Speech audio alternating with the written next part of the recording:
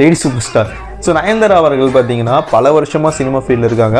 கிட்டத்தட்ட இப்போ அவங்களுக்கு 40 வயசு இருக்கும். ஸோ 40 வயசு ஆகியுமே 20 வருடங்களாக கதாநாயகியை மட்டுமே நடிச்சிட்டு இருக்காங்க. ஸோ கதாநாயகியாக வந்து சக்ஸஸ்ஃபுல்லாக நடிச்சிட்டு இருக்காங்க. அவங்களுக்கு எந்த படங்களாக இருந்தாலுமே ஹீரோயின் கேரக்டர் தான் கிடைக்குது. ஸோ அது ரொம்ப முக்கியமான இம்பாக்டான கேரக்டராக இருக்குது இல்லையா. அவங்க இந்த மாதிரி பல படங்கள் நடிச்சிட்டு இருக்கும்போது நானும் ரவுடிதான்ற படம் ஒன்று ரிலீஸ் ஆச்சு. ஸோ விக்னேஷ் சிவன் இயக்கத்தில் தனுஷ் அவர்களோட நிறுவனத்தோட ப்ரொடக்ஷனில் வந்து வெளியான படம். ஸோ அந்த படத்தில் முதலாக லேடி சூப்பர் ஸ்டார் அப்படின்ற பட்டம் வந்து அவங்களுக்கு வழங்கப்படுது.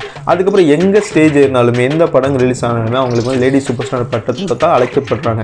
ஸோ இப்போ ரீசெண்ட் டேஸில் பார்த்தீங்கன்னா அவங்க வந்து இப்படி கூப்பிட வேணாம், நீங்கள் நயன்தாரான்னு கூப்பிடுங்க, நீங்கள் லேடி சூப்பர் ஸ்டார்னு இந்த அடைமொழி வச்சு கூப்பிட வேணாம் அப்படின்னு ஃபேன்ஸில் வந்து அவங்க வந்து அறிக்கை விட்டுருக்காங்க. நெக்ஸ்ட்டு பார்த்தீங்கன்னா பார்க்க போகிறது யாருன்னு பார்த்தீங்கன்னா தல அஜித். ஸோ இவங்கெல்லாம் இப்போ தான் பண்ணுறாங்க, நம்மளால் அப்போவே பண்ணிட்டாரு.